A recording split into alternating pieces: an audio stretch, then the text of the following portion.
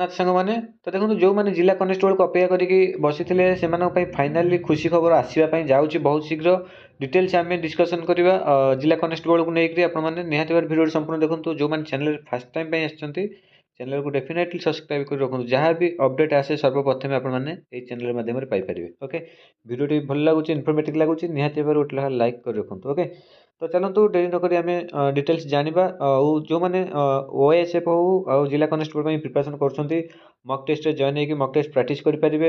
ମାତ୍ର 79 ରହୁଛି ପ୍ରାଇସ୍, ଯେଉଁଥିରେ ଟାର୍ଗେଟ୍ ଅଛି 50ଟି ଫୁଲ୍ ଲେନ୍ଥ ମକ୍ ଟେଷ୍ଟ ପ୍ରୋଭାଇଡ଼ କରିବାର। ବର୍ତ୍ତମାନ 30ଟି କମ୍ପ୍ଲିଟ୍ ହେଇକି ଅଛି। ଆପଣମାନେ ନିହାତି ଭାବରେ ଜଏନ୍ ହେଇକି ଥରେ ପ୍ରାକ୍ଟିସ୍ କରନ୍ତୁ। ଇମ୍ପୋର୍ଟାଣ୍ଟ କ୍ୱେଶ୍ଚିନ୍ ସହିତ ଆପଣମାନଙ୍କୁ ମକ୍ ଟେଷ୍ଟ ଦିଆଯାଉଛି, ବହୁତ ହେଲ୍ପଫୁଲ୍ ମିଳିବ ଆପଣମାନଙ୍କୁ ରିଟିନ୍ କ୍ଲିୟର ପାଇଁ। ଯେଉଁମାନେ ଇଣ୍ଟରେଷ୍ଟେଡ୍ ଅଛନ୍ତି ଏଇ ନମ୍ବରଟିରେ ହ୍ୱାଟ୍ସଆପ୍ରେ ମେସେଜ୍ କରିକି ଜଏନ୍ ହେଇପାରିବେ।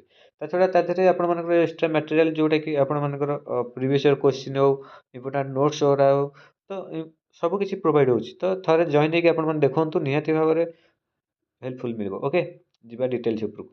ତ ଆପଣମାନେ ଜାଣିଛନ୍ତି ସମସ୍ତଙ୍କ ମନରେ କ୍ୱେଶ୍ଚିନ୍ 2025ରେ ଜିଲ୍ଲା କନେଷ୍ଟବଳ ଆସିବନି କାହିଁକି?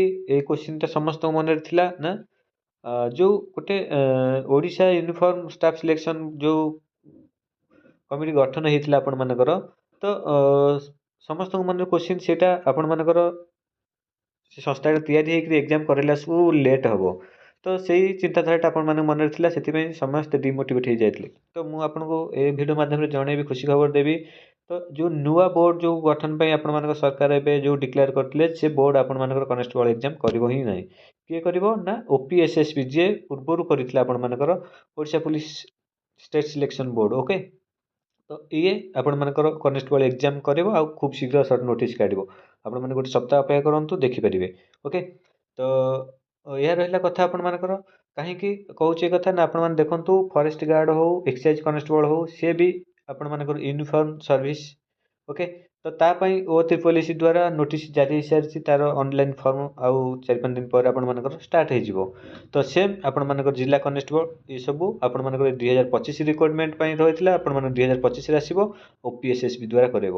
ଆଉ ଯେଉଁ ନୂଆ ବୋର୍ଡ଼ ଗଠନ ହେଇଛି ସେ 2026ଠୁ ଯାହା ବି ରିକ୍ରୁଟମେଣ୍ଟ ଆସିବ ସେଇଟା ଆପଣମାନଙ୍କର କଣ୍ଡକ୍ଟ କରାଇବ। ଓକେ, ଏଇଟା କ୍ଲିୟର ହେଇକି ରୁହନ୍ତୁ। ଆଉ ପୁରା ସିଓର ହେଇକି ରୁହନ୍ତୁ, ଆପଣମାନଙ୍କର OPSSB ଦ୍ୱାରା ସର୍ଟ ନୋଟିସ୍ ବହୁତ ଶୀଘ୍ର ଜାରି ହେବା ପାଇଁ ଯାଉଛି। ତ ଆଶା କରୁଛି ଆପଣମାନେ ମୋଟିଭେଟ୍ ହେଇଥିବେ, ନିହାତି ଭାବରେ ପ୍ରିପାରେସନ୍କୁ ଆହୁରି ବୁଷ୍ଟ କରିଥିବେ। ନିଶ୍ଚିନ୍ତ ଭାବରେ ଅପେକ୍ଷା କରନ୍ତୁ, ଖୁବ୍ ଶୀଘ୍ର ଆପଣମାନେ ରେଜଲ୍ଟ ପାଇବେ, ଖୁସି ଖବର ପାଇବେ। ଆଉ ଜିଲ୍ଲା କନେଷ୍ଟବଳ ପାଇଁ ଯେଉଁମାନେ ଅନେକ ଥିଲେ ସେମାନେ ନିଶ୍ଚିନ୍ତ ଭାବରେ ସେଇଟାକୁ ଆପଣମାନେ ଆପ୍ଲାଏ କରିବେ। ଓକେ, ତ ଏତିକି ଥିଲା। ଆଶା ରଖୁଛି ଆପଣମାନେ ଟିକେ ମୋଟିଭେଟ୍ ହେଇଥିବେ ଆଉ ଇନଫର୍ମେଟିଭ୍ ପାଇସାରିଥିବେ। ତ ଏତିକି ଥିଲା। ଆପଣମାନେ ଏ ବର୍ଷର ଯେଉଁ 2025ର ଲାଷ୍ଟ ସପ୍ତାହ ରହୁଛି, ଆପଣମାନେ ସେତିକି କେବଳ ଧୈର୍ଯ୍ୟର ସହିତ ଅପେକ୍ଷା କରନ୍ତୁ, ଖୁସି ଖବର ଆପଣମାନେ ଦେଖିବା ପାଇଁ ପାଇବେ। ଓକେ।